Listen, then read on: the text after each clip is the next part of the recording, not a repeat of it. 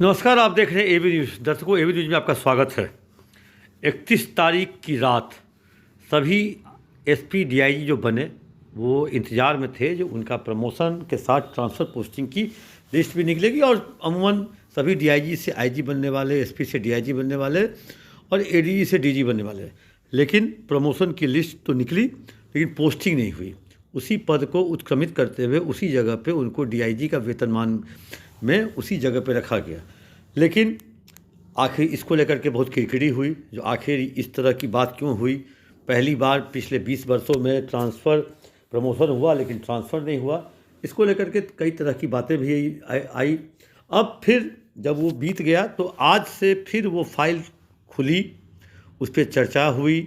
चर्चा को लेकर के कई राउंड की बात भी हुई। पुलिस मुख्यालय और मुख्यमंत्री आवास के अधिकारियों के बीच में कई लेवल की वार्तालाप भी हुई और उसके बाद ये निर्णय लिया गया जो पहले जो दिल्ली जाने वाले पदाधिकारी हैं सेंट्रल डेपुटेशन पे, उनकी सूची उनको एनओसी दे करके उनको विदा किया जाए। उसके बाद आकलन किया जाए जो कितने पद रिक्त हुए हैं बिहार में, उस हिसाब से ट्रांसफ़र पोस्टिंग की जाए। आज एक आईजी हेडक्वार्टर विनय कुमार को रिलीव कर दिया गया। उनका एनआईए में एक तरह से हो गया, एनआईए के लिए वो विरमित कर दिए गए और 6 लोगों को एनओसी के लिए, जिसमें कहा जा रहा है सूत्र के हिसाब से स्वप्ना जी मेश्राम, आशीष भारती, राकेश राठी, गौरव मंगला, राजीव मिश्रा जैसे और दीपक वडवाल, ये 6 नाम वैसे हैं जिनको एनओसी के लिए इनकी फाइल बढ़ी है। जब इनके एनओसी पर क्लियर हो जाएगा तब जाकर के फील्ड में जो तैनात लोग हैं या फील्ड में जो प्रमोशन पाए हुए लोग हैं उनकी पोस्टिंग की जाएगी। अब आते हैं जो आखिर किनकी पोस्टिंग होगी। 1 तारीख को सबसे चर्चा का विषय था जो आखिर वो कौन सा स्ट्राइकर है जो सारी कैरम बोर्ड की गोटी को बिखेर दे रहा है। वो स्ट्राइकर कोई और नहीं, प्रमोशन पाए हुए 3 डीआईजी हैं। नाम हम नहीं लेंगे लेकिन तीनों का कद या पद या इंजन कहिए उनका काफ़ी लंबा चौड़ा है और वो तीनों जो हैं वो इस बार फील्ड में अपने आप को रखने में सक्षम हो गए हैं। मैं नाम नहीं लूँगा। एक अभी सारण क्षेत्र के हैं, एक और 2 लोग जो अभी सारण क्षेत्र के बने हैं एसपी जो डीआईजी, वो अपने आप को इस्टेब्लिश कर लिए हैं फील्ड में। और एक कहें जो तिरहुत क्षेत्र के, उन्होंने अपने आप को इस्टेब्लिश कर लिया, एक तरह से कहें अपने आप को रेंज में अपने आप को स्थापित कर लिया है। और मेरे पास तो जानकारी ये भी है जो वो लोग कहाँ कहाँ जा रहे हैं और अभी मैं उसकी जानकारी लोगों को नहीं दूंगा। लेकिन एक चीज़ है, जो सिवान के एसपी जो मनोज तिवारी जो डीआईजी बने, वो अपने आप को एक रेंज में या जोन में स्थापित कर लिए। शिवहर के एसपी जो बने हैं शैलेश कुमार सिन्हा, वो भी एक रेंज के डीआईजी बनने में अपने आप को वो इस्टेब्लिश कर लिए। और छपरा के एसपी कुमार आशीष, वो भी एक तरह से कहें जो उनकी भी कहें इंजन काफ़ी मजबूत है, वो भी अपने आप को एक रेंज में इस्टेब्लिश कर लिए। इतना ही नहीं, पटेल भवन में ईआरएसएस में बैठे हुए डीआईजी अनिल कुमार, वो भी फील्ड में इस बार रेंज में जाने की तैयारी में हैं। और एक तरह से कहें जो अभी दरभंगा खाली होगा, बेगूसराय खाली होगा, इन दोनों जगहों पे भी किसी की पोस्टिंग होगी। डीआईजी से आईजी बने जो विवेकानंद मंडल हैं, वो आईजी एसटीएफ के रूप में ही अपना योगदान देने की बात कही जा रही है। और इस तरह से कहें जो एक तरह से पूरी की पूरी चेन बनने की बात। अब आप आ जाइए जो कि कौन से ज़िले के एसपी अभी खाली होंगे। मेरे पास जानकारी है जो पटना के ग्रामीण एसपी के भी बदले जाने की संभावना है, जहानाबाद एसपी के बदले जाने की संभावना है, गोपालगंज एसपी के बदले जाने की संभावना है। सिवान में तो नए एसपी आएंगे क्योंकि वहाँ के एसपी डीआईजी बन गए हैं और वहाँ पे एक वहाँ के माननीय ने एक नाम रेफ़र किया है, उस नाम पर सरकार की मुहर भी लग गई है।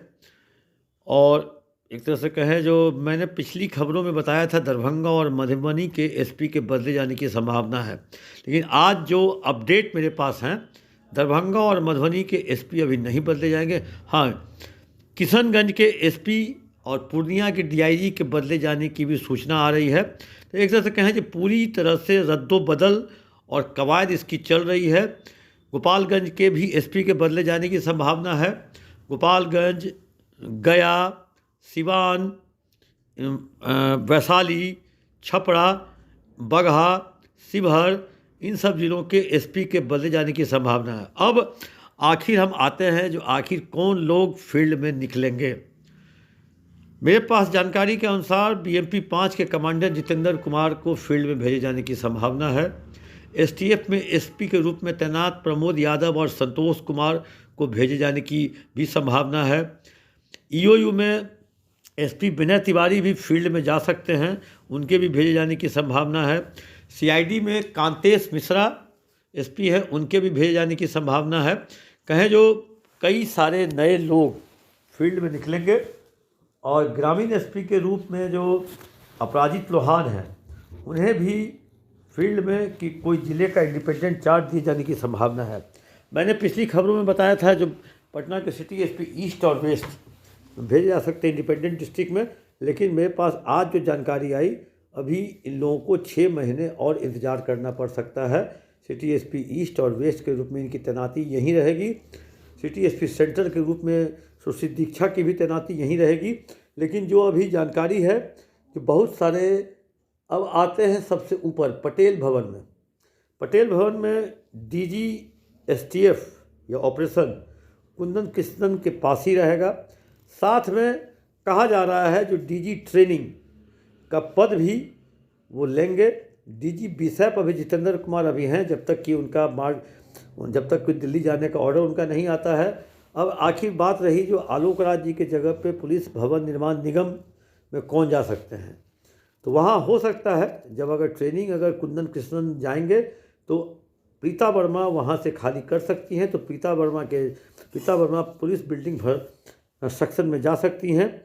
अब एडीजी हेडक्वार्टर, क्योंकि डीजी एसटीएफ और डीजी ट्रेनिंग बनने के बाद डीजी हेडक्वार्टर तो नहीं रहेंगे कुंदन कृष्णन, तो एडीजी हेडक्वार्टर के रूप में स्पेशल ब्रांच के एडीजी सुनील कुमार की बात कही जा रही है। और कमल किशोर सिंह जो एडीजी बजट कल्याण हैं उन्हें हो सकता है सीआईडी की जिम्मेवारी दी जा सकती है। और पारसनाथ जो सीआईडी के एडीजी हैं उन्हें स्पेशल ब्रांच की जिम्मेवारी दी जा सकती है। अब आखिर बात हुई जो कमल किशोर सिंह जिस पोस्ट पे हैं उनको क्या दिया जा सकता है, उस पोस्ट पे कौन आएगा, तो वो इससे पहले आईजी भी देखते आ रहे थे, तो आईजी बजट अपील और कल्याण देख सकते हैं। तो वैसी स्थिति में आईजी मैंने कोई एडीजी कमल किशोर के जगह पे वहाँ आईजी की तैनाती हो सकती है।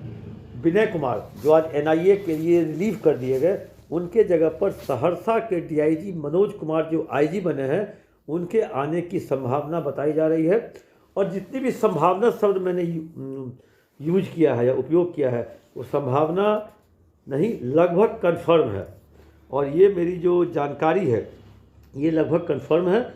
लेकिन एक चीज़ तो है, तो कुछ जगहों पर जो इस बार जो एसपी में प्रमोट किए हुए एसपी से डीआईजी हुए हैं वो जो बड़े बड़े हॉट सीट वाले डीआईजी हैं, हॉट सीट वाले एसपी से डीआईजी बने हैं, वो अपनी दावेदारी अंतिम दम तक छोड़ने को तैयार नहीं है और उनकी दावेदारी काफ़ी मजबूत है। और इस बार के ट्रांसफ़र पोस्टिंग में कहें जो नेताओं की भी चली है, पटेल भवन की भी चली है और ज़्यादातर सरकार की भी चली, मतलब ट्रायंगुलर फाइट हुआ है। नेताओं की भी चली है, कुछ नॉर्थ बिहार के सांसद अपने साथ ले गए हैं, कुछ सारण के इलाके के सांसद, सारण के इलाके के बिहार सरकार में मंत्री, नॉर्थ बिहार के सांसद, इन सब जगहों पर अपने अपने वार्ड को अपने अपने हिसाब से सेट करके वहाँ अपने लिए उनकी फील्डिंग की है और वो अपने हिसाब से ले रहे हैं। सीमांचल के भी एक कद्दावर नेता ने अपने इलाके के लिए एक डीआईजी की फील्डिंग की है और वो देखना है जो वो फील्डिंग उनकी कितनी सटीक होती है, कैसे होती है, वो अब आने वाला समय में, क्योंकि पुलिस मुख्यालय का मानना है जो पहले एनओसी वाली लिस्ट निकले, रिलीव वाली लिस्ट निकले, उसके बाद ट्रांसफ़र पोस्टिंग की लिस्ट निकाल के इतिश्री की जाएगी, फाइनल लिस्ट दी जाएगी। उसको लेकर के इंतज़ार है, कवायद अभी भी चल रही है। अंतिम समय तक लिस्ट को आगे पीछे ऊपर नीचे किया जा रहा है। अंतिम समय तक एक एक नाम पर उनकी पोस्टिंग, उनके बैचमेट्स, उनका किस साल की उनकी ट्रेनिंग हुई, कहाँ उनकी पोस्टिंग हुई और किस जाति से आते हैं, इन सब को लेकर के पूरी तरह से एक सबको ठोक बजा करके देखा जा रहा है। लेकिन इतना तय है, जो कांतेश मिश्रा, जितेंद्र कुमार, अपराजित लोहान, विनय तिवारी जैसे सरीखे लोग फील्ड में निकल रहे हैं, संतोष कुमार, प्रबोध यादव जैसे लोग फील्ड में निकलेंगे और उनके लिए ज़िला भी खाली है, तैयार है। अब देखना है जो आखिरी लिस्ट।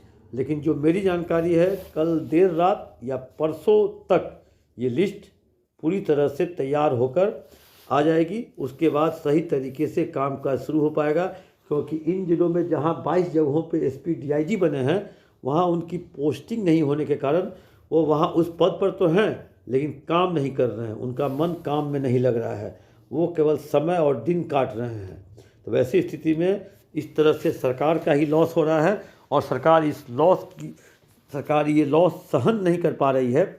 उसी के लिए आनंद फानंद में आज दिन भर डीजीपी के साथ सरकार की बैठक हुई और तब जाके लिस्ट को अंतिम कहें जो प्रारूप में तैयार किया गया। हो सकता है कल देर शाम तक ट्रांसफ़र का लिस्ट जारी कर दिया जाए, क्योंकि आज एनओसी की लिस्ट फाइनल हो गई और एनओसी के लिस्ट के साथ ही ट्रांसफ़र की लिस्ट कल फाइनल होने की संभावना है।